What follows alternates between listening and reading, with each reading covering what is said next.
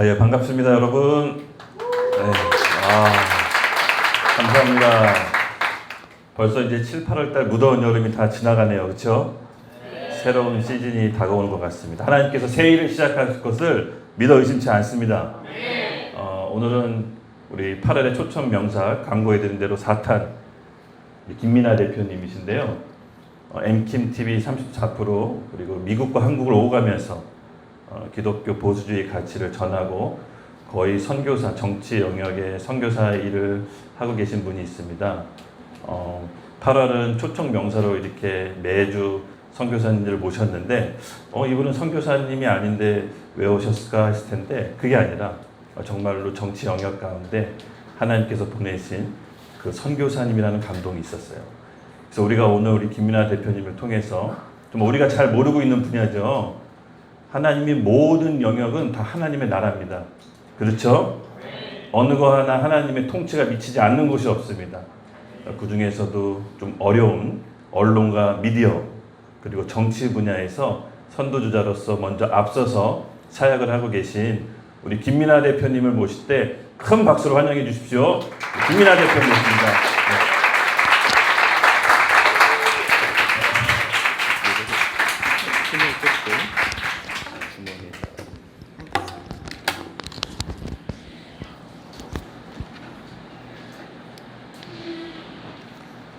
안녕하세요. 네, 짧게 기도 한 번만 하고 시작하겠습니다.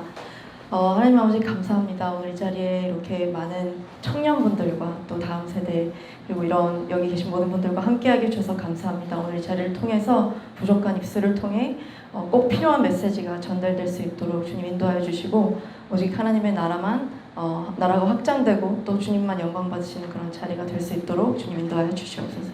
감사드리며 예수님의 이름으로 기도하였습니다. 네. 감사합니다. 기도의 박수를 아까 사탄이라고 부르셔가지고 네, 농담이고요. 유튜브 방송을 하다 보면 이제 민감하게 생각되는 부분이 있습니다. 요소가 뭐냐면 바로 조명이에요. 조명이 있고 또 조명을 잘 받아야 얼굴이 잘 나오거든요. 거의 그런 걸 신경 못 쓰고 하고는 있는데 여기는 참 귀한 곳인 것 같아요. 왜냐면 이렇게 은박지가 깔려 있는데 자체 반사판 역할을 해주고 있는 것 같습니다. 네, 이런 좋은 스튜디오와 또 이렇게 방청객분들을 오늘 이렇게 함께 할 수 있게 해주신 우리 김성환 전사님과 YDP 그리고 여기 계신 모든 분들께 감사드립니다. 저는 아까 전에 정치 선교사라고 말씀을 해주셨는데 굉장히 과분한 호칭이라고 해야 되나요? 인 것 같습니다. 일단 슬라이드가 넘어갈까요? 네. 말씀을 일단 먼저 읽고 여담을 하고 또 시작을 해야 되겠는데요. 에베소서 6장 10절에서 20절까지 말씀입니다. 우리 한번 같이 큰 소리로 읽어보면 좋겠습니다. 시작! 끝으로 말합니다. 여러분은 주님 안에서 그분의 힘찬 능력으로 굳세게 되십시오. 악마의 관계에 맞설 수 있도록 하나님이 주시는 온몸을 덮는 갑옷을 입으십시오. 우리의 싸움은 인간을 적대자로 상대하는 것이 아니라 통치자들과 권세들과 이 어두운 세계의 지배자들과 하늘에 있는 악한 영들을 상대로 하는 것입니다. 스탑! 네, 여기까지 일단 읽고 나머지 구절은 마지막 부분에 다시 확인을 해보도록 하겠습니다. 큰 소리로 읽으니까 정말 크게 말씀해 주시네요. 감사합니다. 네, 저는 이제 미국에서는 political influencer, 그러니까 정치 인플루언서라는 단어로 알려져 있습니다. 우리나라에서는 조금 생소한 단어일 수 있습니다. 보통 정치적으로 인플루언서라고 하면은 뭐 유튜브에서 많이 활동을 한다거나 아니면 인스타그램에서 활발하게 이렇게 미디어 활동을 하는 사람 정도로 알고 계실 텐데요. 맞습니다. 그런 일을 하면서 또 하나님의 은혜로 각 지역을 돌아다니면서 이제 미국 내에 있는 한국계 미국인 정치인 분들 그리고 또 미국 현지인 정치인 분들의 캠페인이라고 하죠. 선거 캠페인을 미디어를 통해서 돕는 일을 하고 있습니다. 저는 이것을 사역이라고 생각하고 일단은 하고 있습니다. 네.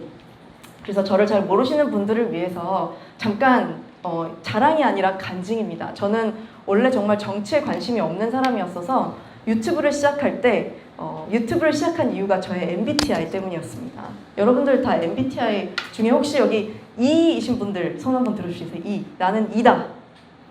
정말요? 이거밖에 안 돼요? 오케이. 나는 I다. 거의 한 3분의 2, 3분의 1 반반인가요? 그 정도 되는. 저는 뭐 같으세요? ESTJ예요. 완전 반대이긴 합니다. E 맞습니다. E 맞고 ENFP입니다. 굉장히 계획 없고 즉흥적이고 네 정말 가만히 앉아 있는 거 싫어하고 그래요. 그래서 어쨌든 약간 관종기도 있고 그래서 유튜브를 시작하게 됐습니다. 처음에는 먹방으로 시작을 했습니다. 근데 저는 먹는 양이 많지를 않아서 안 되더라고요. 그래서 먹방 포기하고 그 다음에 한 게 뭐였냐면 이제 스포츠 방송을 했습니다. 그래서 미국의 이제 MLB나 아니면은 그런 스포츠계에서 약간 유명한 이슈들이나 이제 좀 인기가 많은 이슈들 그리고 한때 우리 코로나 때였나요? 미국에서 야구 경기가 다 중단이 됐을 때 우리나라에서 KBL인가요? KBO 죄송합니다. 야구를 우리나라에서는 직접 했었어요. 그래서 미국 사람들이 우리나라 야구 경기를 미국에서 관람을 했어요.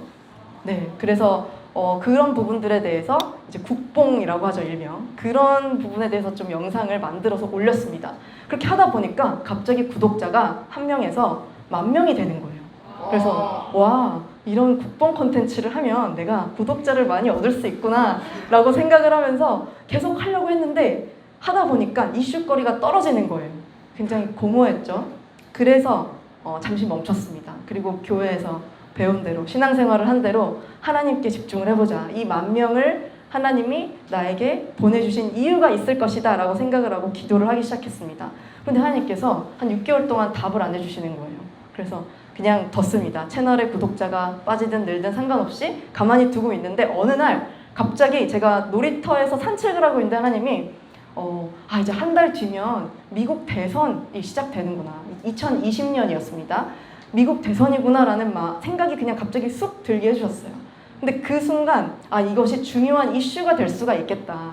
스포츠는 아니지만 사람들이 관심 가질 수 있을 만한 그리고 제가 약간 잔머리 굴리는 걸 잘해요.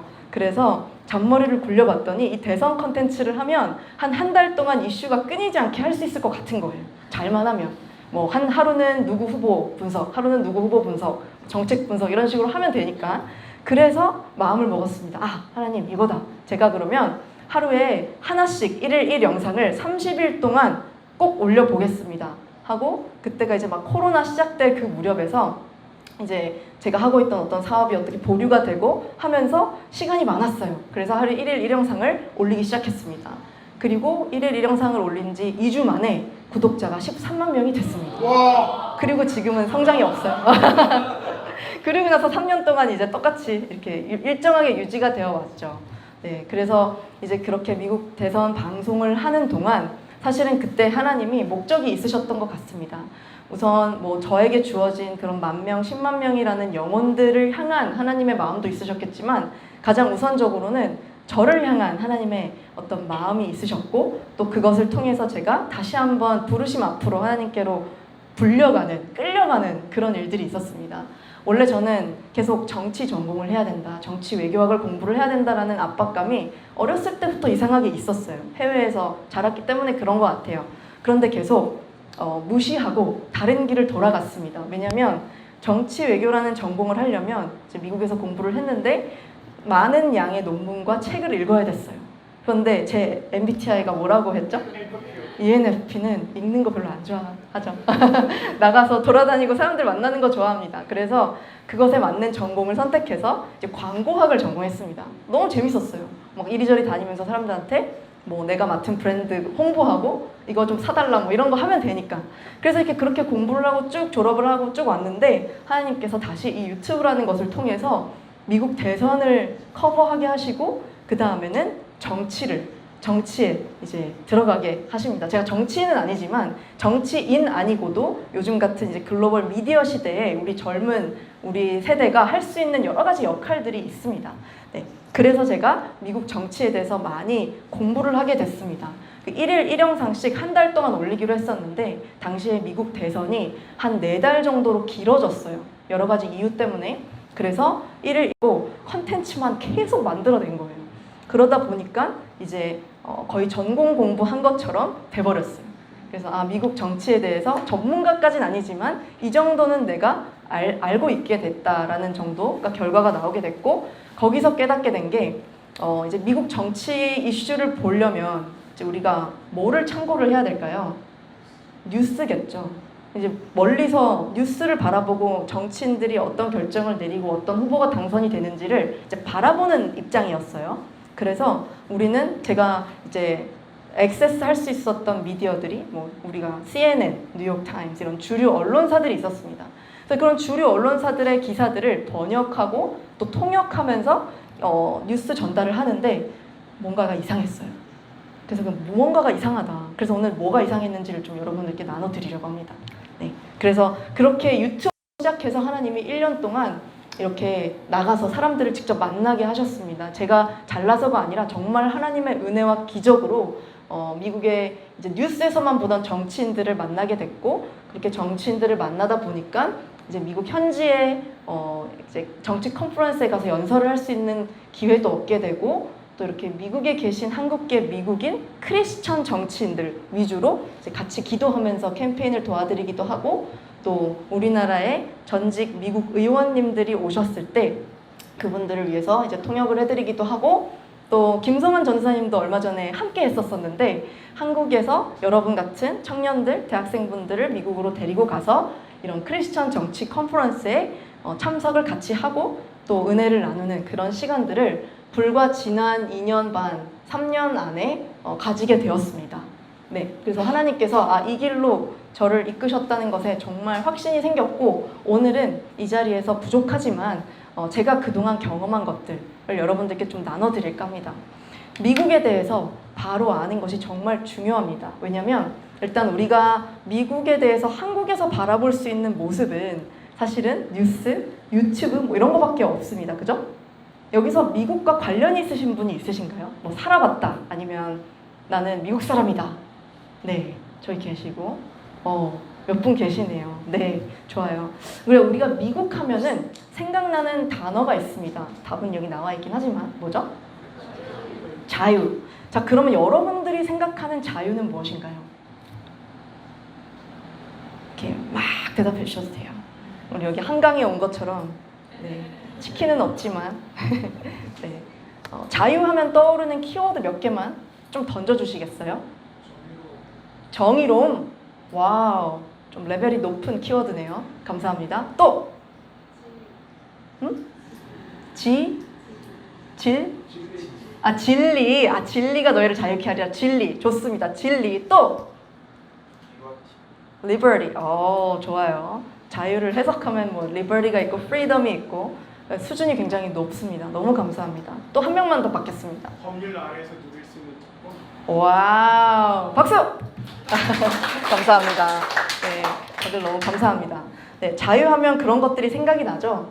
그래서 여기 제가 유일하게 제 사진을 넣으면 공감을 못 하실 것 같아서 얼마 전에 우리 김성환 전사님과 함께 미국에 다녀와서 여기 보면 자유는 공짜가 아니다라고 적혀 있습니다. Freedom is not free. 네, 자유는 공짜가 왜 아닌지에 대해서도 얘기를 하게 될 텐데요.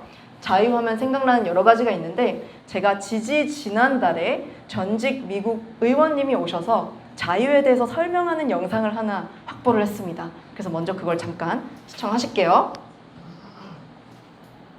이거 저 플레이 좀 부탁드릴게요.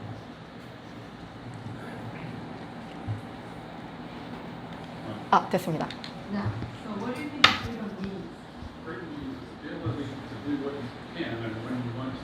자막이 보이시나요? Now, so what do you think the freedom means? Freedom means the ability to do what you can and when you want to, But you have to have a system, a government that allows for opportunity. I'm so blessed to be born in the United States of America, but yet experience it here in Korea. Okay, so do you think there's any relationship between freedom and religion? Christianity. Yeah, they go hand in hand. If you study Christianity or any of the major religions, they talk about freedom of the spirit, freedom of the soul, freedom of the will. And this weekend I'm coming from the United States of America that talks about our Declaration of Independence, and it talks about our Constitution that gives us the freedom of speech, freedom of religion, that we are the ones to choose, and that our rights come from the Creator, not from government. and it needs to be protected. Absolutely. Freedom is not free. Hey, it's not free, so you have to fight for it. Yeah, you have to do what you can to preserve it. And the estimate on the world is 100 billion people that live on the planet. Less than 4.5% of those have ever lived in freedom, and 80% of those are alive today. And so that came about through the Declaration of Independence, the Constitution, which was formed after Magna Carta and other great things that had happened. But our country put it together in the Declaration of Independence, and that's why you see those ideals that are universal. They're not American ideals, they're universal ideals of life, liberty, pursuit of happiness. Yes. And they're not free, and they must be protected. Excellent. Why do you think it's not free? One last quick question. Because there's always somebody wanting to take away your freedom In the form of in the form of authoritarian governments. It could be communism, it could be an autocrat. It's people that don't want you to live outside of the boundaries of what they think you should do. Chinese Communist Party right now, China is a great example of wanting to suppress people, and they will not survive because freedom, if you took a blade of grass and you see it shoot through asphalt, that grass has that innate ability to grow and mature. right. You can't suppress that. I mean, the grass is not as strong as asphalt, Sure. yet the asphalt can't suppress it. It's like if you took a pine cone and planted it, you're going to make traits in that. Say you are a pine tree or you are an oak tree, and they're going to grow straight. They're not going to be, you can't suppress it. And Okay. that's what's in us. And that innate ability comes from the universe, and in my Christian faith, it comes from our God, and so those are things that can't be taken away from anybody. It only can be taken away if you allow it to be taken away. What are the words that come to your mind when you think of the word freedom? I think of liberty, faith, the ability to let one person do whatever they want.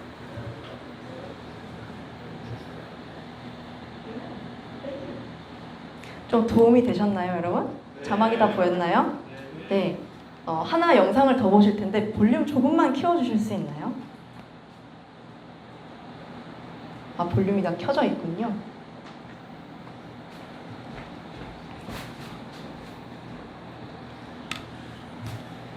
네, 그 다음은 어떤 영상이냐면 제가 이제 1년 전에 미국의 이런 자유에 대해서 미국인들은 굉장히 많이 어떻게 보면 깨어 있습니다. 왜냐하면 미국이라는 나라가 이런 자유라는 가치를 바탕으로 세워진 나라이고, 아까 이 의원님의 말씀을 들으셨겠지만 미국이라는 나라의 건국의 이념 자체가 기독교 신앙에서 온 청교도인들이 처음 미국을 발견하고 또 거기서 신앙의 자유를 찾기 위해서 와서 성경 말씀을 기반으로 미국이라는 나라 자유정부를 세워갔습니다. 그래서 이제 그런 부분에 대한 미국인들의 어떤 자부심이 어렸을 때부터 굉장히 많이 미국 사람들은 내포되어 있어요. 그래서 최근에 우리가 코로나 이후로 굉장히 마스크 의무화 이런 것들 있잖아요. 조금이라도 나의 자유가 빼앗기는 것 같다, 나의 권리가 무시되는 것 같다라는 부분이 느껴지면 미국 사람들은 굉장히 격하게 반응을 합니다. 특히나 크리스천들이 그렇습니다. 왜냐하면 우리는 하나님이 주신 자유가 있고 또 예수님을 통해서 우리가 얻은 구원과 또 자유가 있기 때문에 특히나 이제 미국에 있는 수많은 크리스천들과 또 크리스천 청년들이 그런 것들을 느끼고 있습니다. 그래서 이거는 제가 청년들에게 그들이 생각하는 자유가 무엇인지에 대해서 물어봤을 때 이들이 어떻게 대답을 하는지 한번 시청하실게요. What are you guys waiting for today? All the people that are really followers online and fighting for freedom. The reason why I see younger people are here is because the young blood is really fighting for the constitutional freedom. That's what we're here for, is the Constitution. That's why we're here. That's why we wake up at 6 o'clock to be here, because it's much more once a lifetime than a concert. Wow, you guys inspire me too. Thank you. Are you guys in college or? Post-grad. Post-grad, wow. Post-grad. You guys are so young. Awesome. Well, I hope you guys have a great time today. You guys are fighters. Waking up at 6 a.m. in the morning. And this is our country to take back. Amen. Freedom is what we have at the end of the day. Freedom is, at the end of the day, what makes us the greatest innovators, the greatest thinkers, and it's what is the one thing that's worth fighting.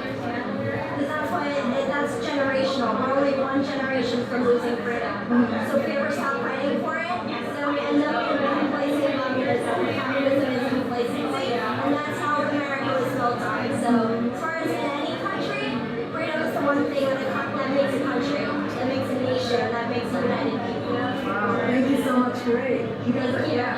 Thank you very much. 네. 자, 그래서 오늘 이 청년들 그리고 미국 사람들이 말하는 자유가 도대체 어디서 나온 건가에 대해서 잠깐 아주 짧게 빨리 감기로 역사 공부를 하고 그리고 요즘 들어서 이 자유가 도대체 어떻게 무너지고 있는지 우리는 잘 모르고 있는 부분들이 있어요. 그런데 저도 이 1일 1영상 4개월을 하면서 아, 내가 누리고 있는 게 무너지고 있고 그거를 내가 더 이상 못 누리는 시기가 올 수도 있겠구나라는 것을 알게 되었어요. 아까 우리가 성경 말씀을 읽었는데 우리가 하는 싸움은 어떤 우리의 육신이 하는 게 아니라 공중권세 잡은 자와 함께 우리가 싸우는 거라고 했습니다.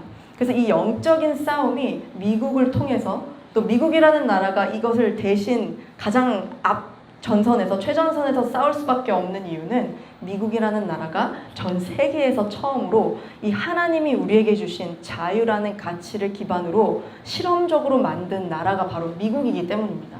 그래서 사단은 어떻게 해서든 이 미국의 자유를 하나님 안에서의 그 가치를 빼앗으려고 할까요? 안 할까요?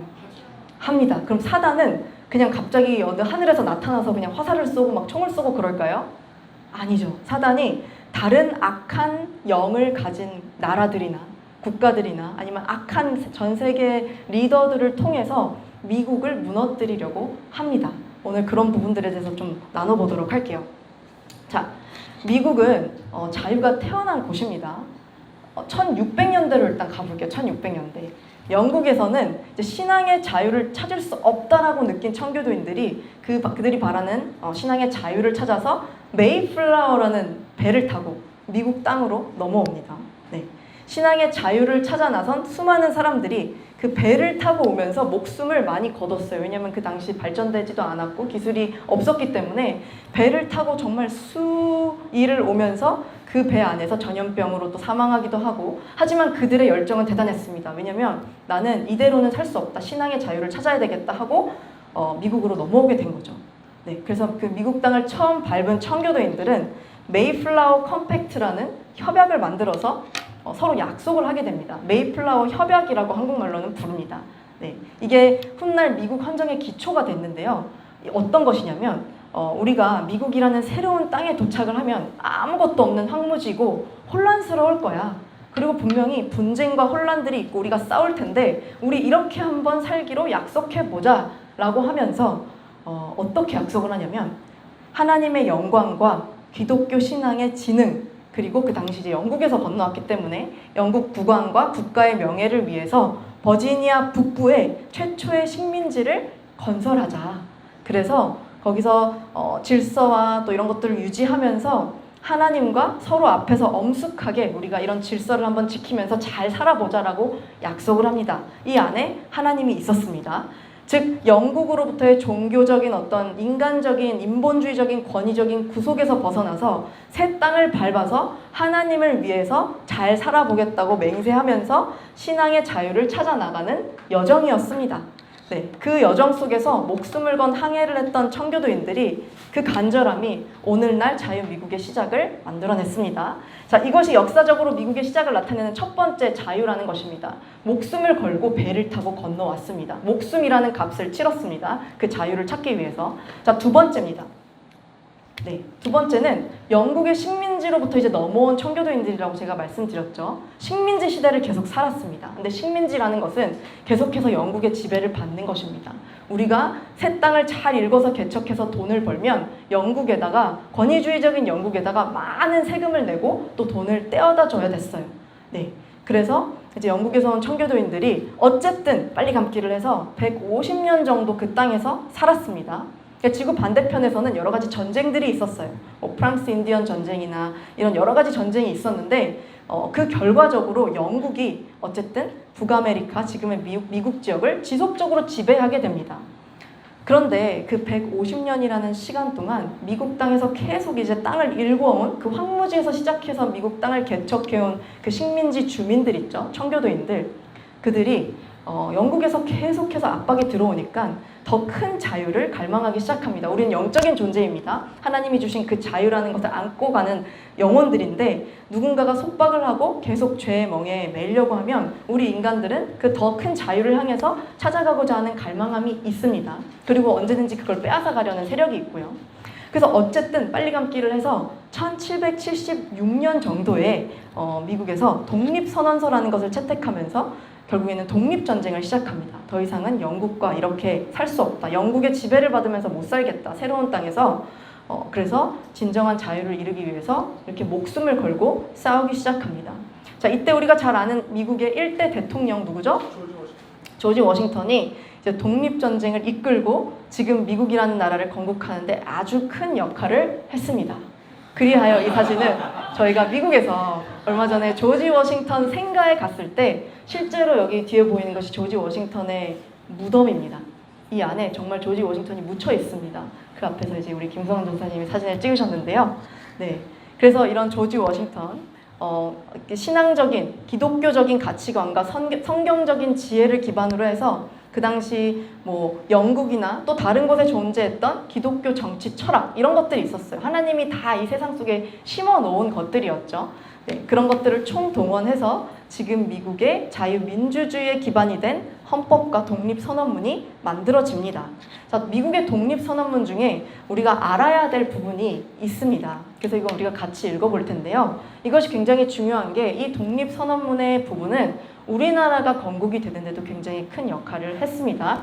한번 읽어볼게요. 시작! 모든 사람은 평등하게 태어났고 창조주는 몇 개의 양도할 수 없는 권리를 부여했습니다. 그 권리 중에는 생명과 자유와 행복의 추구가 있습니다. 죄송해요. 이 권리를 확보하기 위하여 인류는 정부를 조직했으며 이 정부의 정당한 권력은 국민의 동의로부터 유리하고 있는 것입니다. 또 어떤 형태의 정부이든 이러한 목적을 파괴할 때에는 언제든지 정부를 개혁하거나 폐지하여 국민의 안전과 행복을 가장 효과적으로 가져올 수 있는 그러한 원칙의 기초를 두고 그러한 형태로 기구를 갖춘 새로운 정부를 조직하는 것이 국민의 권리입니다. 이 그 문단에서 주인공이 정부인가요? 국민인가요?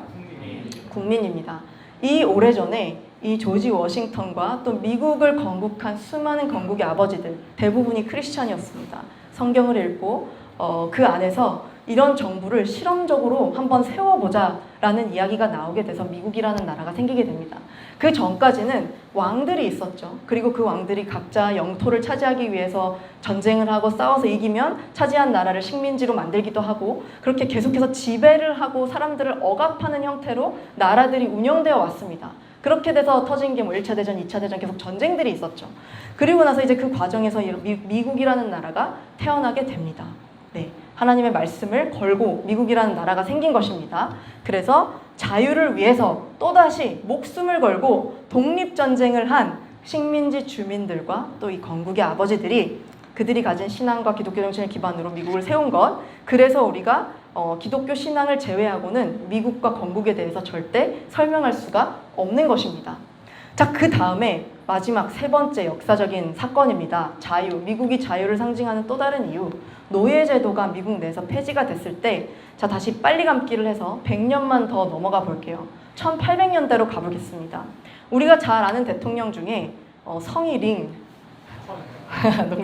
네, 링컨 대통령 있죠. 미국의 16대 대통령입니다. 네, 이때 미국은 링컨 대통령 때 이제 경제적인 이익 때문에 노예제도를 유지하자라고 하는 미국 남부의 11개의 주가 있었습니다. 그리고 반대로 노예제도는 폐지되어야 된다라고 말하는 북쪽의 주들이 있었습니다. 그 두 개가 노예제도가 지속되냐 폐지되느냐 분열이 되었고 결국에는 이 분열을 통해서 남북전쟁이, 미국 내의 남북전쟁이 일어나게 됩니다. Civil War라고 부르죠. 4년간의 전쟁 끝에 결국엔 노예제도의 폐지를 외친 북쪽이 승리를 거두게 됩니다. 네, 그래서 여기 보시면 링컨 기념관입니다. 그 노예제도 폐지, 전쟁에서 이기고 나서 링컨 대통령이 게티스버그라는 곳에서 연설을 했습니다. 그 유명한 국민의 국민을 국민에 의한, 국민을 위한 그런 정치를 해야 된다라는 것이 적힌 이제 비석 앞에서 이제 김성환 전사님의 멋진 사진이었습니다. 네, 그래서 미국은 유일하게 자국민의 목숨을 바쳐서 희생을 치르면서 전쟁을 통해서 노예 제도를 폐지하기에 이른 그런 나라입니다. 그래서 자유를 위해서 최대의 희생을 치른 나라이다. 그렇기 때문에 우리가 이런 역사적인 세 가지 사건으로 봤을 때 미국이라는 나라는 항상 싸웠는데 뭘 위해 싸웠냐면 자유를 위해서 싸웠습니다. 네, 굉장히 영적이지 않나요, 여러분? 네. 자, 그 다음에 역사적으로 쭉 이제 근대로 넘어와서 미국이 여러 나라들의 자유를 위해서 또 싸워줍니다. 본인들의 나라를 지키기 위해서 그만큼 싸운 것도 모자라서 여러 나라들의 자유를 위해서 뭐 공산주의 국가에 대항해서 또 어떤 지배 세력에 대항해서 싸워줍니다. 그 중에 한 나라가 어느 나라? 대한민국입니다. 네. 그래서 100년 정도 더 빨리 감기를 해서 공산주의 지배와 싸우는 다른 나라들이 자유를 찾을 수 있도록 도와주었고, 이제 대한민국이 공산주의 세력과 힘들게 싸워 나갈 때 당시 우리나라는 지킬 가치가 없는 나라였죠. 그렇게 평가받던 그런 아무것도 아닌 대한민국에 와서 전 세계의 평화와 자유를 지키기 위해서 이제 군대를 보내서 파병해서 싸우게 됩니다. 그렇게 한국군과 함께 북한 세력을 대항한 필린 전쟁 끝에 우리는 자유를 지키게 되었죠. 우리의 자유를 얻기 위해서 또 다른 피가 흘려진 것입니다. 네, 그래서 한국전쟁기념관 앞에서 또 우리 김성환 전사님 사진이 있습니다. 마지막이었습니다. 네. 네, 어쨌든 우리나라, 왜 제가 미국에 대해서 계속 설명을 했냐, 이게 우리나라와 도대체 무슨 연관성이 있냐. 미국의 조지 워싱턴과 또 독립전쟁을 해서 여기까지 미국을 이끌어온 건국의 아버지들이 있었던 것처럼 우리나라에도 건국의 아버지가 있습니까? 네. 여러분들은 다 아실 거라고 생각합니다. 네, 누구시죠? 네, 아유, 감사합니다. 마음이 아주 편하네요. 어디 제가 강의를 간 적이 있었는데 전혀 그런 부분에 동의하지 않는 이제 청년들이 앉아있는 강의였어요. 그래서 정치적이지 않게, 신앙적이지 않게 강의를 해달라 하셔가지고 굉장히 난감했던 적이 있었습니다. 네, 근데 너무 감사하고요. 어쨌든 미국의 건국의 아버지들의 큰 영향을 받았습니다. 이승만 초대 대통령이요. 그래서 대한민국 정부가 수립되기도 되었고, 아마 계속 김성환 전사님 사진만 올려드려서 무안하실까봐 이번에 이제 저희 사진도 같이 올렸었는데 네, 필요 없긴 해요. 어쨌든 대한민국의 건국의 아버지 이승만. 사실은 제가 미국에서 미국 역사를 먼저 배웠습니다. 학창 시절을 미국에서 보냈는데요. 근데 이제 그리고 나서 한국에 와서 이렇게 조금씩 살다 보니까 한 가지 발견한 게 있었어요. 우리나라는 우리나라 건국의 아버지에 대한 자부심이 없는 거예요.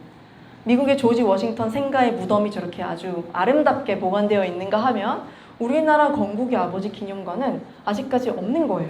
도대체 왜 그럴까? 왜 우리나라 다음 세대 청년들이 우리나라 건국의 아버지를 이렇게 독재자로 여기고 무시할 수 있을까? 심지어 그가 정말 독재자였다고 해도 그는 우리 나라를 낳아준 아버지인데 어떻게 그렇게 대할 수 있을까라는 생각이 계속 들었던 것 같아요. 그래서 이제 우리나라에 대해서 조금씩 더 공부하게 됐는데, 이제 이승만 대통령에 대한 내용은 여러분들이 뭐 이미 아실 거라고 생각하기 때문에 시간 관계상 좀 넘어가도록 하겠습니다. 어쨌든 이승만 대통령도 미국 명문대에서 공부를 하면서 미국이라는 국가의 그 자유의 가치, 미국이 왜 이렇게 번영하고 번성할 수 있을까를 연구했고, 그 과정을 보니까 정말 그 미국의 건국의 아버지들이 믿었던, 그들이 기반으로 하고 있었던 하나님의 말씀과 기독교 신앙이 키이고 답이구나. 그래서 우리나라를 건국할 때 이제 그런 가치를 심어서 건국하게 되었죠. 네. 자, 그런데 오늘의 포인트는 여기서부터입니다. 지금까지는 인트로덕션이었고요. 자유가 멸종되기까지는 한 세대도 걸리지 않는다. 이 말을 한 사람이 누구일까요? 퀴즈. 네? 로널드 레이건. 감사합니다. 로널드 레이건 미국 대통령이 이런 말을 했습니다. 굉장히 훌륭한 대통령입니다. 네, 자유가 멸종되기까지는 한 세대도 걸리지 않는다. 미국이라는 나라가 어쨌든 우리나라도 그렇고 굉장히 이런 자유라는 가치의 실험에 참여를 하면서 이 자유라는 가치를 기반으로 국가가 세워지면 어떻게 될까? 실험을 했는데 성공적이었나요? 미국과 한국 성공적으로 잘 지금까지 이어져 왔다고 생각하시나요? 잘 번성하고 번영하고 우리가 잘 살고 있나요? 네, 중국과 북한에 비해서 그렇죠? 네, 그렇습니다. 그래서 자유를 가진 미국과 우리나라 그리고 자유가 없는 북한이나 또 그런 종의 멍에 매여서 살아가는 그런 나라들의 차이를 생각해보면 우리가 바로 알 수 있을 것 같습니다. 우리나라가 탑10의 경제에 온 것, 또 한강의 기적을 이룬 것, 여기까지 온 것, 다 그 가치 때문이었죠. 자, 그런데 요즘에 미국이 많이 바뀌고 있습니다. 미국이 바뀌고 있다는 뜻은 우리나라도 곧 바뀔 거라는 뜻이기도 하고 또 함께 바뀌어가고 있는 부분들이 있습니다. 그래서 오늘은 도대체 어떤 부분이 바뀌고 있는가? 일단 빨리 넘어가자면 아까 전에 제가 뉴스를 많이 공부했다고 말씀을 드렸는데 이 뉴스를 하루에 10시간씩 보다 보면 찾아지는 것이 있습니다. 이 뉴스들이 다 특징이 있는 거예요. 제가 정말 수십 가지의 아울렛, 그러니까 미디어들, 뭐 CNN, 뉴욕타임스, ABC, NBC, 뭐 이런 여러 미국의 언론사들이 있잖아요. 그 언론사들을 공부하다 보면 공통점들이 있었습니다. 네, 스포는 하지 않고 미디어를 통한 자유의 통제에 대해서 우리가 얘기를 하게 될 텐데요.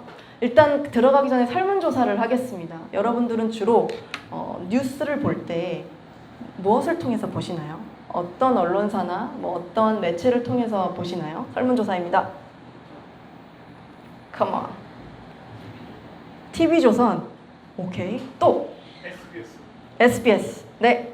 미국 뉴스 볼 때는 어디서 보시나요? 네? MK. 와우. 와우. 할렐루야. 네. 미국 뉴스 볼 때 주류 미디어 중에 네이버. 네이버. 역시 MZ세대. CNN 이런 거 아무도 안 나오네요. 박스 뉴스? 네, 다 이렇게 그렇군요. 제가 원했던 답은 여기 있었습니다. 답이 정해져 있는 질문이었는데 우리가 보통 미국의 주류 언론이라고 하면 이런 언론사들을 떠올립니다. 네, 근데 이 언론사들을 보면 특징이 있습니다. 한 언론사 빼고 다 정치적으로 저희가 정치 얘기를 안 할 수가 없는데 정치적으로 좌가 있고 우가 있죠, 보통. 네, 그런데 통계적으로 봤을 때 이제 좌에서 나오는 수많은 정책들 중에 반기독교적인 정책이 굉장히 많습니다. 조금 이따가 얘기를 하겠지만 그렇다고 해서 뭐 좌에 있는 정치인들이 다 나쁘고 우에 있는 정치인들이 다 좋다 이것도 아닙니다. 우리가 균형을 가지고 항상 생각을 해야 되는데 여기 있는 언론사들 중에 99%가 다 좌편향되어 있는 언론사들입니다. 그리고 여기서 하나만 박스뉴스 하나만 좀 우쪽으로 가 있다라고 알려져 있는 언론사인데 자, 이 언론사들의 실체에 대해서 먼저 얘기를 좀 해보도록 하겠습니다. 언론사들 말고 우리가 구글에다가 예를 들어서 뭔가를 검색하죠. 그러면은 가장 내가 뭔가를 이렇게 예를 들어서 미국의 헌법에 대해서 찾아보고 싶다. 검색을 했어요. 그러면은 가장 맨 위에 뜨는 게 뭐죠? 위키피디아죠. 위키피디아 백과사전 정보가 먼저 뜨고 그 밑에 쭉 그것에 관련된 이제 검색 결과들이 뜹니다. 자, 근데 위키피디아를 보니까 제가 여기 이렇게 동그라미를 쳐서 가져온 부분이 뭐냐면 이 위키피디아를 소유하고 있는 주주 중에서 가장 큰 주주들이라고 보시면 되겠습니다. 이 사람 누구죠? 조지 소로스라고 나와 있는 인물입니다. 조금 이따 얘기해 드릴게요. 굉장히 반기독교적인 사람입니다. 자, 그리고 여기 보시면 박스뉴스가 있습니다. 우리가 아까 봤던 이 박스뉴스의 가장 큰 주주들 두 회사가 있는데 자산운용사라고 할 수 있는데 보이시나요? 뭐죠? 벤가드 그룹이랑 블랙락이 있습니다. 세계에서 제일 큰 자산운용사들입니다. 이 회사들이 자산을 굴려서 정말 수많은 전 세계 대기업들을 소유하고 있습니다. 그 뜻은 뭐냐면 미디어가 어떤 자본가에 의해서 소유가 되었을 때 그 미디어는 본인이 낼 수 있는 목소리를 낼 수가 있을까요? 못 냅니다. 그 돈의 흐름에 따라서 목소리를 내주어야만 하는 그런 안타까운 위치에 처하게 됩니다. 자, 그런데 신기한 거는 박스뉴스를 소유하고 있는 그룹이 이 두 그룹인데 그 뒤에 보니까 CNN을 소유하고 있는 가장 큰 주주가 누구라고 나와 있을까요? 동일하게 벤가드와 블랙락입니다. 그죠? 그리고 NBC라는 또 미국의 주류 언론사가 있습니다. 이 언론사를 소유하고 있는 그룹들은 또 뭐죠? 벤가드와 블랙락입니다. 자, CBS 언론사가 있습니다. 여기는 누가 소유하고 있죠? 가장 큰 자산 주주가 누구죠? 똑같습니다. 네, 다 다른 언론사인데 다 같은 자산운용사가 가장 많은 지분들을 소유하고 있다는 것입니다. 뭔가 이상하지 않나요? 근데 그 중에서는 좌편향된 언론사뿐만이 아니라 우리가 흔히 알고 있는 보수 언론사다라는 것도 다 이 같은 곳에 의해서 소유되고 있습니다. 네. 그래서 그 결과 우리가 이 자본가들에 의해서 몇 가지 빼앗기고 있는 자유가 있다는 것입니다. 자유라고 하면 우리가 언론에 대한 자유라고 하면 마음대로 우리가 우리의 의견을 표현할 수 있는 자유가 있겠고 또 양쪽의 의견을 내가 균형 있게 듣고 그것을 들은 것을 바탕으로 판단할 수 있는 자유가 있겠죠. 그런데 더 이상 그것이 보장되지 않는 사회가 지금 미국 언론 사회가 되고 있다라는 것입니다. 그래서 미국 주류 미디어의 실체를 다시 한번 알려드리면 이건 여러분들이 도움이 되실 나중에 이거를 참고하시면 좋을 텐데요. 영어 공부하실 겸 좌편향된 언론 또 보수 쪽 언론 이렇게 나뉘어져 있고 우리가 보수 쪽 언론사들은 모르는 언론사들이 더 많습니다. 그래서 여러분들이 나중에 참고하셔서 좀 공부를 해보시면 같은 이슈를 가지고 양 언론사가 무엇이라고 말을 하는지를 바라보는 그런 균형이 필요할 것 같습니다. 네. 좀 긴 건 넘기도록 하고. 그런데 이런 주류 언론사들은 사실 요즘 우리 같은 MZ세대들은 잘 보지 않죠.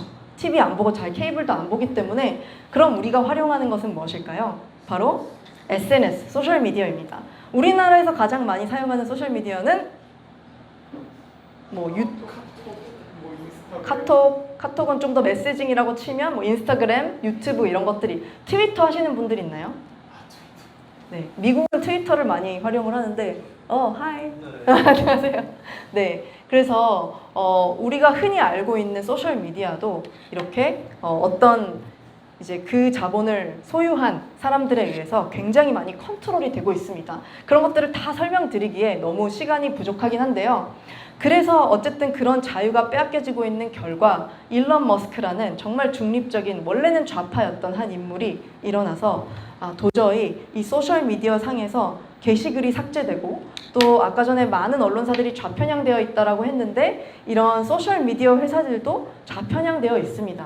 그래서 우리가 피드를 이렇게 보는데 예를 들어서 보수 관련된 뉴스가 뜬다? 그러면 어떤 일을 하기 시작했을까요? 이 소셜미디어 회사들이 게시글들을 마음대로 삭제하기 시작했습니다. 그리고 본인들이 보여주고 싶은 그렇게 퍼뜨리고 싶은 메시지들을 위주로 퍼뜨리는 그런 현상들이 자꾸 일어나니까 일론 머스크라는 인물이 테슬라 대표가 갑자기 나타나서 트위터를 인수한 다음에 이 플랫폼을 나는 더 이상 안 되겠다. 이 표현의 자유가 보장되는 누가 무슨 글을 올려도 지워지지 않는 그런 플랫폼으로 만들어야 되겠다라고 다짐을 하고 이제 트위터를 인수합니다. 인수를 하고 그동안 얼마나 미디어 회사들이 좌편향되어 있었는지 그리고 불공평한 행동을 해왔는지를 막 밝히기 시작했습니다. 자, 그런데 이 밝히기 시작한 것들이 주류 언론에 나왔을까요? 안 나왔을까요? 안 나왔습니다. 왜냐하면 그들은 그들의 행동을 계속해서 숨기고 싶을 때니까요. 근데 설사 그렇게 숨기다 못해서 주류 언론을 보니까 제가 번역은 안 했지만 일론 머스크 트위터의 표현의 자유는 완전히 죽었다. 이런 기사가 올라오기 시작합니다. 일론 머스크는 표현의 자유를 다시 살려보려고 이런저런 노력을 하고 있는데 주류 미디어에서는 반대로 묘사를 하는 거죠. 일론 머스크의 트위터에는 표현의 자유가 죽었다. 이런 식으로 표현을 하고 있습니다. 그러면 이런 주류 미디어를 읽는 수많은 사람들은 일론 머스크가 나쁜 사람이구나 이렇게 해석할 수밖에 없겠죠. 그래서 우리가 이런 양쪽의 의견을 둘 다 들어보는 것이 굉장히 중요합니다. 저는 이 소셜미디어 캔슬 컬처를 진짜로 경험을 했습니다. 유튜버이기 때문에 유튜브에다가 이제 정치 컨텐츠를 많이 올리잖아요. 그런데 저는 이제 소위 음모론을 따르지 않는 사람입니다. 절대 관심이 없어요. 그래서 정말 팩트만 내가 주류 미디어, 독립 언론사에서 온 정보만 전하자 하고 이제 전하고 있는데 어느 날 갑자기 제 영상이 삭제가 된 거예요. 근데 무슨 영상이 삭제가 됐는지 아세요? 아니요, 코로나 관련된 영상이었어요. 저는 이제 미국에 왔다 갔다 해야 되기 때문에 백신 접종을 했습니다. 그러면 백신 접종을 해도 코로나에 걸려본 사람. 그쵸. 이 당연한 사실 아닌가요? 그래서 그 얘기를 했어요. 구독자분들한테 저 백신 맞았는데 코로나 3번 걸렸어요. 얘기를 했더니 그 영상이 삭제가 된 겁니다. 근데 왜 삭제가 됐냐? WHO 가이드라인에 맞지가 않다. 근데 그 증거를 제가 가져왔어요. 여기 보시면 이제 유튜브에서 본인들이 검열을 할 컨텐츠들은 이런 것입니다라고 이미 가이드라인에 넣어놨습니다. 근데 이걸 굉장히 자세히 보고 해야 돼요. 여기 보면 백신에 대한 것도 굉장히 디테일하게 나와 있어요. 예를 들어서 백신을 접종해도 감염될 위험이 줄지 않는다는 주장. 백신을 접종해도 입원이나 사망을 포함한 질병의 심각도가 줄지 않는다는 주장. 이런 주장들을 하면 당신의 영상을 지워버리겠습니다라고 대놓고 써 있습니다. 네. 이런 식으로 써 있다는 거죠. 그래서 이런 가이드라인에 따라서 저의 컨텐츠는 검열이 되었고 삭제가 되고 경고를 받아서 이제 채널이 삭제되기 전까지 간 적이 있었습니다. 네, 이런 식으로 우리가 표현의 자유, 심지어 우리가 사실이고 실제로 생활 속에서 겪는 그런 부분까지도 만약에 백신이 그렇게 되면 효과가 없다라는 것이 증명이 되면 피해를 보는 회사들은 어떤 회사들이 있을까요? 백신을 만드는 회사들이겠죠. 네, 그래서 그 백신을 만드는 빅파마라는 아주 큰 바이오 회사들, 그런 회사들의 이익을 위해서 그런 회사들이 이제 정부나 또 그런 단체들의 로비를 하면 이렇게 자연스럽고 당연스럽게 정부나 또 이런 기업에서는 그것에 맞는 정책을 낼 수밖에 없고 우리 사회는 그렇게 돌아갈 수밖에 없다라는 것입니다. 네. 자, 그래서 이거는 여러분들께 또 하나 이슈를 알려드리고 싶은 게 있는데 BLM이라고 들어보셨나요? BLM. 한국에서도 BLM이 막 이렇게 유행하던 때가 있었던 거로 알고 있어요. Black Lives Matter라는 그 단어의 약자입니다. BLM. 흑인의 생명은 소중하다. 소중합니까? 네. 그럼 백인의 생명은 소중합니까? 우리는 뭐라 그러죠? 동양인? 황인? 황인의 생명은 소중합니까? 네, 맞아요. 모두의 생명이 소중하죠. 자, 그런데 2020년 8월에 이런 사건이 있습니다. 어떤 마약 중독 용의자가 있어요. 마약 중독에 걸린 어떤 마약 딜러 용의자입니다. 경찰이 그 딜러를 잡아다니려고 막 이렇게 돌아다니다가 이제 그 용의자를 발견을 한 거예요. 그래서 용의자를 잡으려고 하니까 그 마약 용의자, 여기 나와 있는 흑인인데요. 이 분이 막 이렇게 저항을 합니다. 근데 미국에서는 경찰이 잡으려고 할 때 범인이 저항을 하면 경찰이 세게 제압을 해야 될 수밖에 없는 이유가 있습니다. 왠 줄 아세요? 네. 범인이 총기를 가지고 있을 가능성이 있기 때문에 조금만 손을 뻗어서 총을 가지고 경찰을 쏠 수 있는 확률이 높죠. 그래서 미국은 경찰이 나를 잡으려고 할 때 일단은 수능해 줘야 되는 게 어떻게 보면은 관습이자 법인데 이 흑인은 덩치도 큰데 굉장히 저항을 세게 합니다. 그러니까 경찰이 당연히 이 흑인이 도망가지 못하게 제압을 할 수밖에 없었겠죠. 그러면 제압을 하면서 이렇게 목을 눌러서 제압을 하는데 이 흑인 남성이 사망을 합니다. 그러면은 여기서 이제 우리가 이런 질문을 해볼 수가 있는 거죠. 경찰이 너무 세게 제압을 했나? 까지 생각을 할 수가 있겠죠. 그런데 또 다른 가능성이 있을까요? 없을까요? 뭐예요? 과잉 진압도 있는데 이 사람 경찰의 의도랑 좀 빗나갔다. 원래 이렇게까지 할 건 아닌데. 아, 네. 그쵸. 그렇게 생각할 수도 있고. 자, 그런데 또 하나의 변수가 있었는데 뭐냐면 이 마약 딜러 용의자의 심박수였습니다. 마약을 장기 복용하는 상태였고 중독자였기 때문에 그런 사람들은 심박수가 굉장히 빠르고 일반인들보다도 더 숨을 빠르게 쉰다고 합니다. 그럴 때 이런 강도로 제압을 당했을 때 마약 중독자와 아닌 사람의 건강 상태는 다를 수 있습니다. 일반인이었다면 살아남을 수 있었지만 본인이 마약 복용을 많이 한 상태였기 때문에 이렇게 금방 사망할 수 있었을 거라는 가정이 생길 수가 있습니다. 그런데 그 두 가정을 같이 공평하게 보지 않고 그 과정에서 이제 흑인들이 시위를 하기 시작하죠. 아, 백인 경찰이 흑인을 죽였다. 이건 인종차별이다. 뭐 그럴 수 있어요. 왜냐하면 역사적으로 흑인들이 무시를 당해온 경우들이 분명히 있었고 그렇게 인종차별을 당한 경우들이 있었을 거기 때문에 충분히 흑인들의 입장에서는 화가 날 수 있습니다. 그리고 분노가 오를 수가 있겠죠.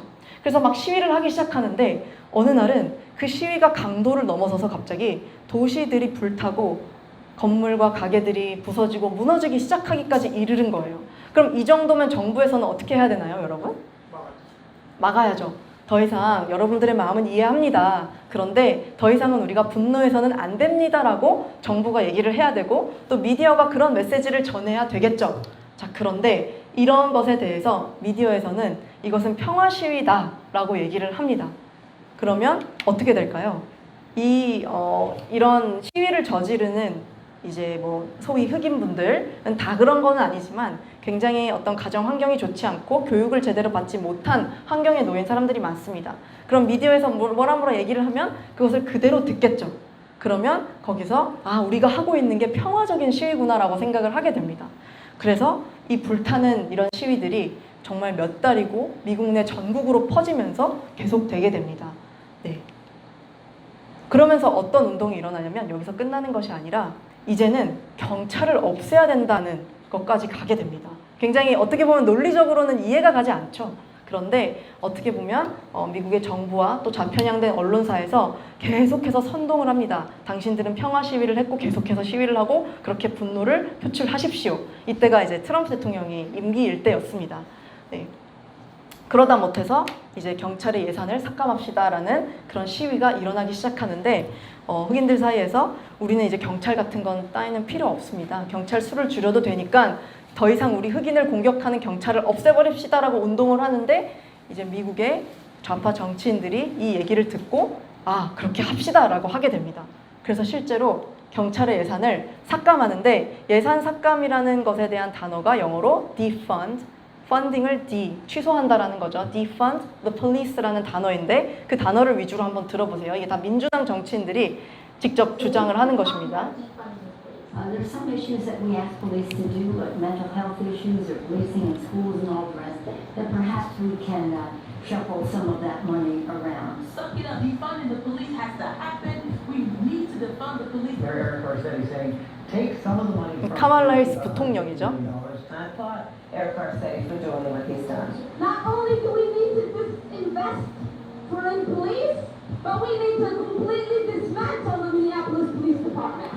그래서 경찰에 대한 어마어마한 증오심이 생겨나기 시작합니다. 경찰은 인종차별주의 집단이다. 이런 이미지를 만들어내는 거죠. 언론에서.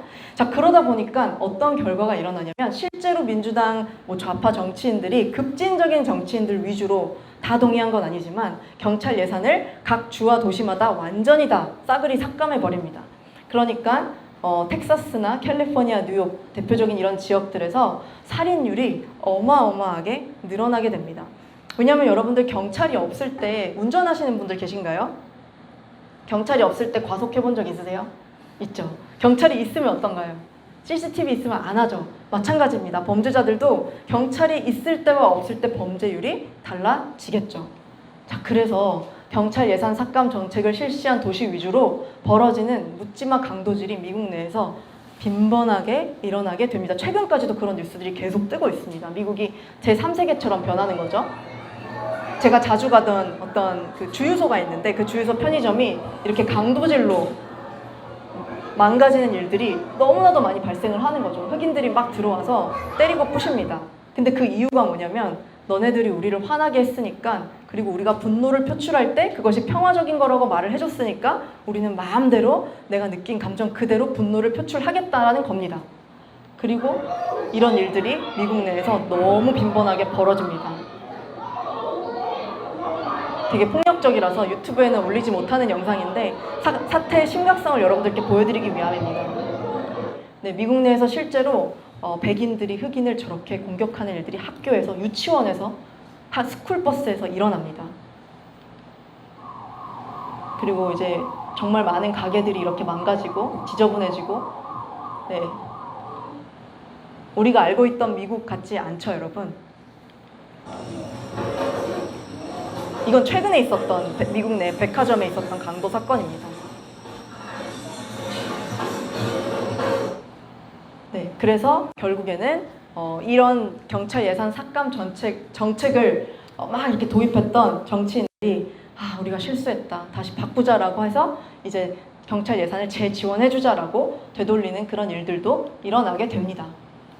네, 그래서 지금까지는 어떤 인종에 대한 부분과 또 경찰에 대한 어떤 인종차별로 몰려가는 경찰 집단, 그런 것들을 언론이 어떻게 선동을 했고 정부가 어떤 반응을 했는지에 대해서 우리가 봤는데요. 사실은 이런 인종 문제뿐만이 아니라 젠더 문제도 굉장히 언론을 통해서 많이 무너져가고 있습니다. 이제 우리가 이 세상에 하나님이 우리에게 이제 창조하신 바에 따르면 남자와 여자 두 가지의 성별이 있습니다. 자, 근데 우리나라도 요즘에 이거는 많이 이런 문화들이 흘러왔다라고 들었는데요. 이제 스쿨버스를 타고 가다가 어떤 학생 A랑 B랑 다툼이 있었습니다. 근데 그게 무슨 다툼이었냐면 학생 A는 이 세상에는 성별이 남자와 여자밖에 없어. 나는 어머니와 교회에서, 부모님과 교회에서 그렇게 배웠어. 그런데 다른 한 학생은 말도 안 되는 소리 하지 마. 너 성차별자니? 이 세상에 젠더는 136개야. 이런 대화가 오갔어요. 그런데 그 상황을 지켜본 학생 C가 이 다툼을 가지고 교장 선생님께 고자질을 합니다. 교장 선생님, 애들이 이런 주제로 싸웠어요. 그러니까 교장 선생님이 잔뜩 화가 났어요. 그래서 어떤 결정을 내립니다. 무슨 결정을 내렸냐면 이 세상에 남자와 여자 성별이 두 개다라고 말한 학생이 그 학교의 풋볼팀 주장이었는데 풋볼 경기 출전을 정지시킵니다. 못하게 막습니다. 성차별을 했다라는 이유로 처벌을 한 거죠. 그러면 그 결과가 있을 때 그 동료 학생들은 어떤 생각을 하게 될까요? 아, 이 세상에 남자와 여자 두 명이 있다. 성별이 두 개라고 말을 하면 처벌을 받는구나.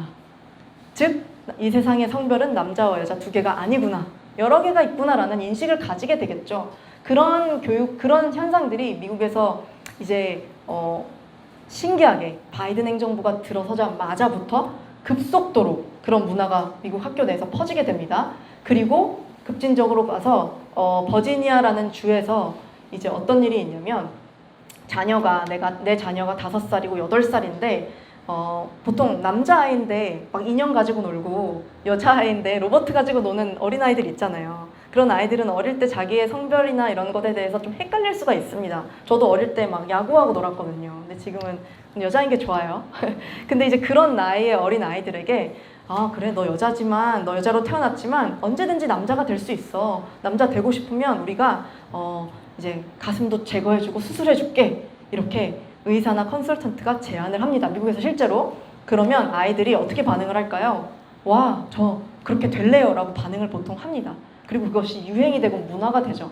그런데 만약에 부모님이 그걸 반대할 경우에 법적으로 버지니아주에서 부모님을 처벌하겠다라는 법안이 나오고 지금 캘리포니아주에서 그 법이 통과되기 직전에 있습니다. 그러니까 즉 학부모가 내 자녀 미성년자 자녀가 성전환 수술을 한다라고 했을 때 동의하지 않으면 그 부모는 자녀와 격리시키는 처벌 제도가 캘리포니아에서 생겨나려고 하고 있어요. 그리고 이거는 이제 캘리포니아에서 초등학교 1학년이 읽는 책입니다. 여기 보면 제목이 뭐죠, 여러분? It's perfectly normal. 완전 지극히 정상적인 거야 라고 하면서 책을 딱 펴니까 남자와 남자가 성관계하는 게 나오고 이상한 것들이 막 나오기 시작하죠. 자, 그리고 이거는 이제 자세히는 안 보이겠지만 이제 그 어린아이 도서관, 구립 도서관 뭐 이런 데 있죠. 시립 도서관 같은 데 가니까 이런 이제 무지개 빛나는 책들이 전시되어 있는데 제가 너무 충격적이어서 크게는 안 가져왔어요. 근데 자세히 보시면 남자와 남자가 이제 성관계를 하고 이런 것들이 이제 유치원, 초등학교, 중학교 아이들이 보는 책에 이렇게 버젓이 나와 있습니다. 네, 이런 것들이 사실은 미국 내에서 이런 언론을 통해서 그리고 정부 정책들을 통해서 계속해서 트랜스젠더가 돼도 괜찮아, 트랜스젠더는 쿨한 거야 라는 그런 것들이 퍼져나가기 시작한다는 거죠. 그래서 결국에는 이거는 뭐 팩트라서 CNN에서도 이렇게 적어놓긴 했는데 이 트랜스젠더 아이들이 겪는 가장 큰 고충이 뭐냐면 공허함과 우울함입니다. 그래서 결국에는 미국 내에서는 이 트랜스젠더 자살률이 굉장히 높은데요. 미국의 총기 사고가 굉장히 많잖아요. 근데 그 많은 사건들이 이런 트랜스젠더나 성정체성의 혼란을 겪는 이들이 일으킵니다. 그리고 실제로 미국 트랜스젠더 그 캠페인 웹사이트에 가면 우리는 어차피 그 누구에게도 인정받을 수 없는 존재니까 우리의 끝은 죽음일 뿐이야. 다 같이 총을 가지고 나와서 싸우자 하면서 이제 사람들을 죽이고 본인이 자살하는 그런 사건들이 미국 내에서 굉장히 많이 일어나고 있습니다. 네. 그래서 이제 미국에 이제 내년 대선이 있는데, 내년에 미국 대선이 있는데, 대선 후보 중에 한 명이 이런 얘기를 합니다. 지금, 미국의 급진 좌파 반기독교인들은 계속해서 인종과 그런 젠더와 성 정체성이나 또 기후변화, 이건 나중에 얘기를 하겠지만, 이런 부분들을 가지고 정치적인 툴로 이용을 해서 사람들을 선동하고 죄악에 빠지게 만든다. 그러면 우리는 크리스천으로서 하나님과 국가와 가정과 또 이런 개인의 정체성 그리고 권리를 지키기 위해서 노력해야 된다라고 이제 주장을 하고 있는 부분입니다. 얼마나 미국이 이렇게 부패해가고 있으면, 타락해가고 있으면 대선 후보가 나와서 저런 말을 하고 있을까요? 그래서 우리가 미국에 대해서 좀 더 심각하게 알았으면 좋겠다. 네, 그런 부분들이 있습니다. 그리고 마지막으로 우리나라 교육도 굉장히 왜곡되어 있는 걸로 알고 있습니다. 아까 우리가 짧은 역사 공부를 하면서 미국이라는 나라가 어떻게 자유를 위해서 세워졌는지에 대해서 계속 배웠었는데 사실 우리가 하나 알아야 될 게 있는 게 요즘 미국에서 건국론에 대한 싸움이 굉장히 활발하게 벌어지고 있어요. 이제 미국의 건국 연도는 1619년이다라고 주장하는 쪽이 한 요 정도 있고, 그 다음에 아니다 1776년이다라고 주장하는 쪽이 한 요만큼 있습니다. 왜 이런 싸움이 있냐면 일단은 미국의 건국 연도는 원래 1776년입니다. 네, 1776년 7월 4일이죠. 그래서 독립기념일이라고 해서 불꽃놀이도 하고 그날 이제 건국의 아버지들이 독립선언서를 이렇게 막 제출하면서 우리가 자유를 위해서 싸우겠다라고 이제 채택한 날이죠. 그래서 이제 하나님의 말씀을 기반으로 나라를 세워보자 한 날이 한 연도가 1776년인데 미국 사람들은 많은 사람들이 아니다. 미국의 건국 연도는 1619년이다. 왜냐하면 1619년 여름에 아프리카 노예들이 처음 미국 땅을 밟았고 미국 사람들은 계속 노예를 부리면서 살았고 그러니 미국이라는 나라는 인종차별적인 수치스러운 국가이다. 그런 개념들을 심어넣습니다. 그래서 결과적으로는 반미주의를 미국 내 국민들에게 미국의 교육에서 주입을 하고 있습니다. 그 결과 실제로 이건 증거 영상인데요. 미국의 초등학생들, 유치원생들이 이제 미국을 상징하는 성조기가 어딘가 이렇게 꽂혀 있거나 걸려 있으면 그것을 빼서 찍거나 밟거나 뭐 불태우거나 이런 행위들을 계속해서 하게 되는 장면들이 포착되기 시작합니다. 네, 잘못된 건국관. 그런데 결국에는 이 미국을 싫어하게 만드는 가치의 핵심은 뭐냐면 미국을 만든 하나님의 말씀, 그 복음이라는 가치를 무너뜨려 버리겠다라는 것입니다.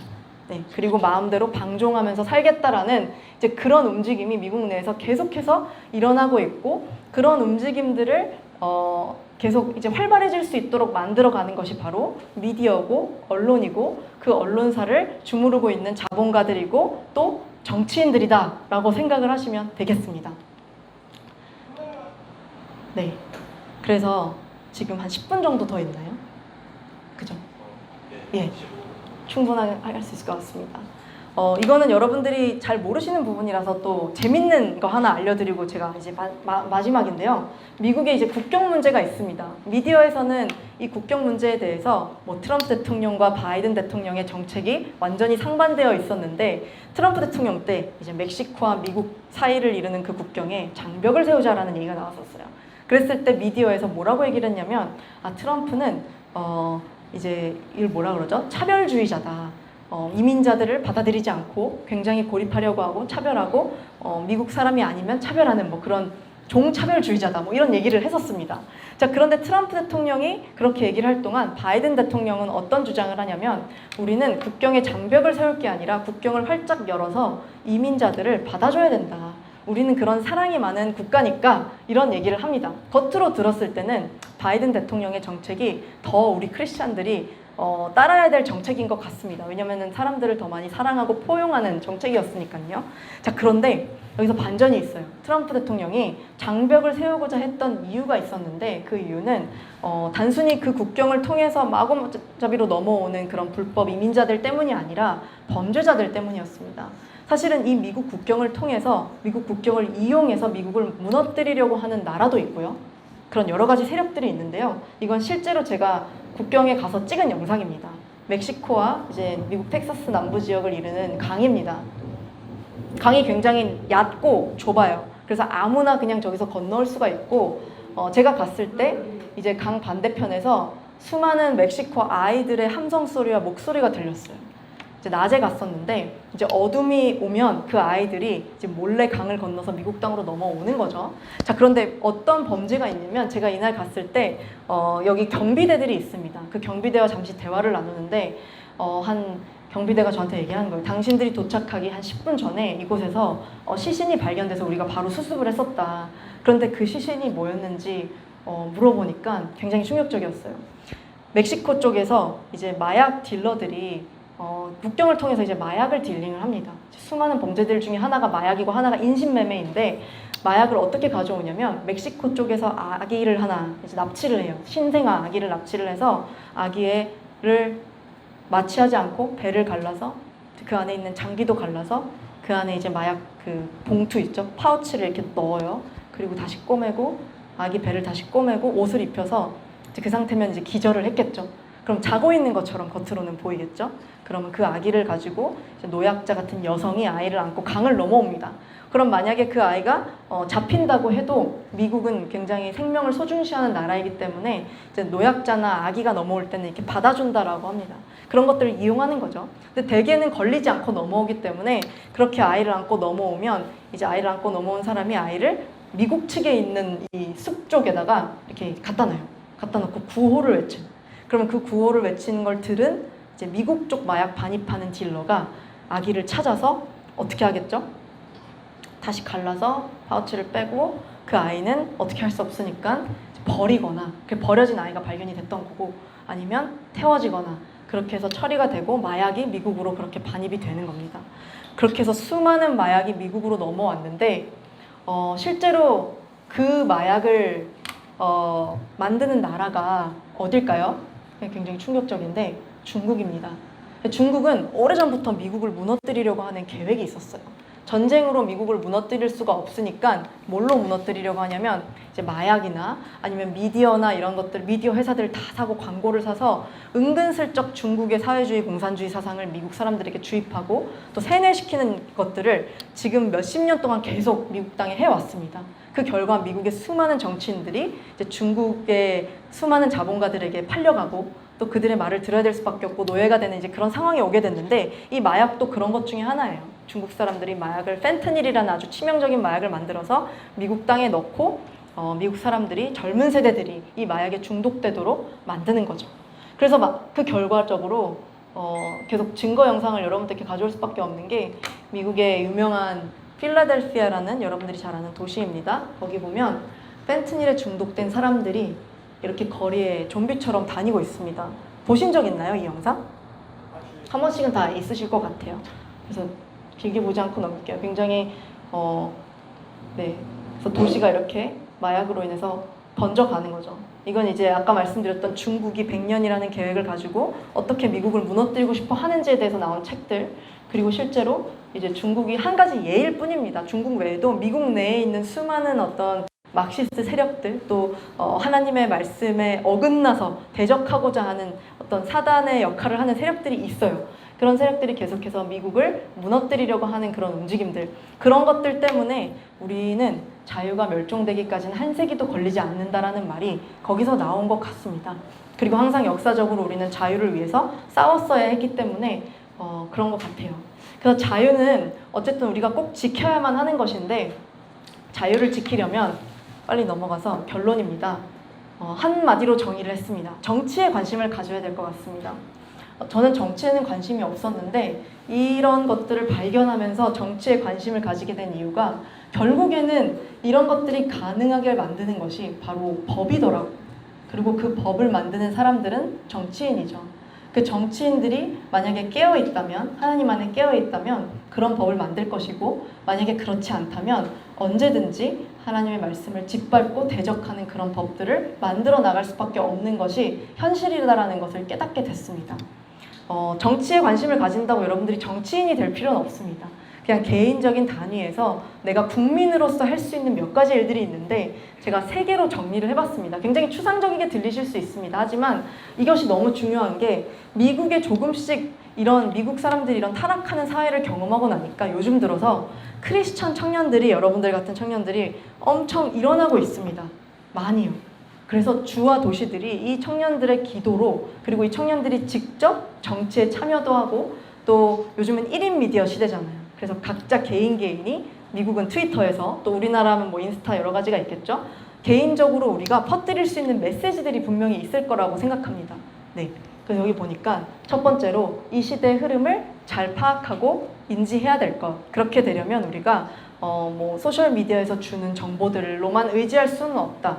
우리가 여러 가지 정보를 공부하고 찾아 나서야 되고, 또 편향된 언론을 넘어서 직접 또 공부를 해야 되는데, 사실 우리나라에서 미국이나 전 세계 뉴스를 받을 때는 우리나라 언론사들, 뭐 네이버도 그렇고 뭐 TV조선, SBS 다 똑같을 것 같아요. 미국의 주류 언론사들을 카피합니다. 그러면 우리가 한정된 정보만 얻을 수밖에 없거든요. 그래서 결국에는 우리는 영어 공부를 할 수밖에 없어요. 왜냐하면 미국이나 뭐 이제 다른 해외 언론사들을 보면 다양한 대한 언론사들이 굉장히 많거든요. 그런 언론사들을 참고하면 좋을 것 같고, 또 국민으로서 목소리를 내고 사회적으로 개선에 적극적으로 참여를 해야 되는데 우리나라는 미국과는 문화가 좀 다른 부분이 있는 것 같아요. 그래서 여러분들이 우리나라에서 할 수 있는, 내가 국민으로서 참여할 수 있는 역할들을 좀 해야 될 것 같습니다. 그래서 한 가지 추천을 드리려고 합니다. 여러분들이 할 수 있는 역할 중에 작은 역할이 있는데요. 2023년 11월 11일 올해 가을에 이제 제가 하는 건 아니고 하나님께서 마음을 주셔서 시작을 했는데 하나님이 여러 사람들을 모아주셨고 그 중에 김성환 전도사님도 함께 기도하고 또 동참해 주시고 계신데요.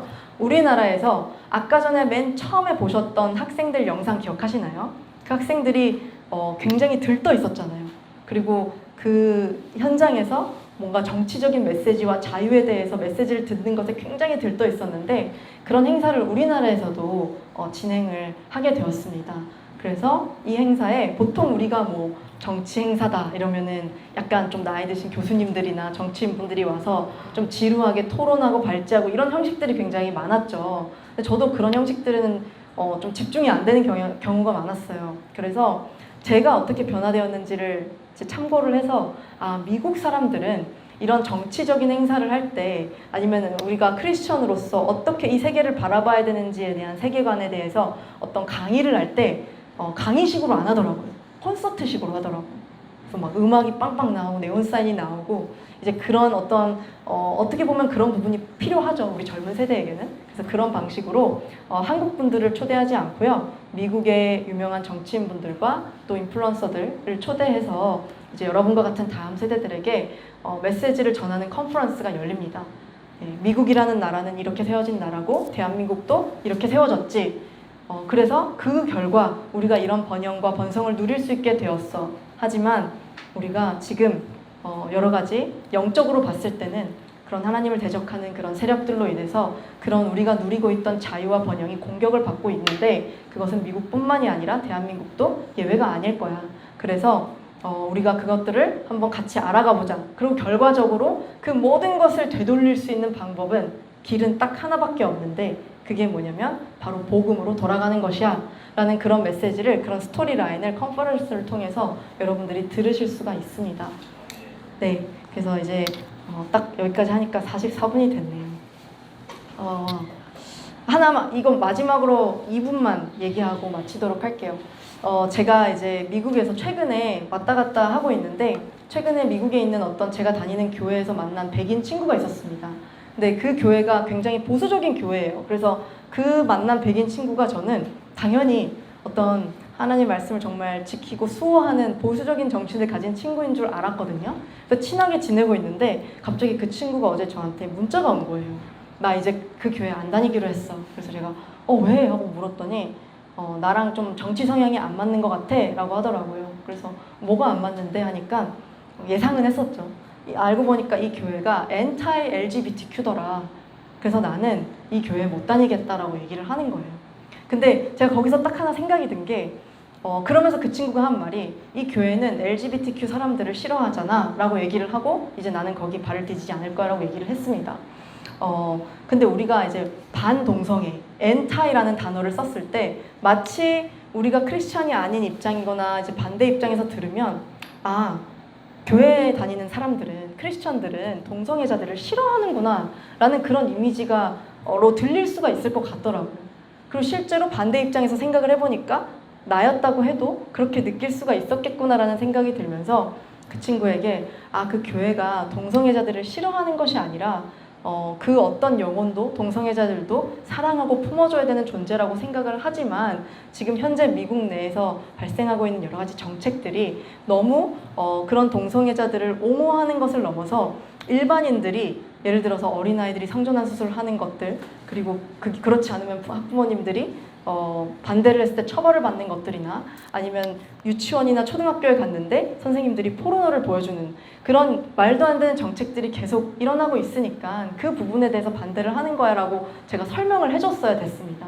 그래서 우리가 크리스천으로서 어떤 이런 가치관들에 접근을 할 때 우리가 크리스천이 아닌 세상 사람들을 상대할 때 이런 단어 표현들이나 또 표현하는 어떤 어떤 부분들에 대해서 굉장히 많이 조심을 해야 되겠구나라는 생각, 또 지혜로워야 되겠구나라는 생각을 하게 됐습니다.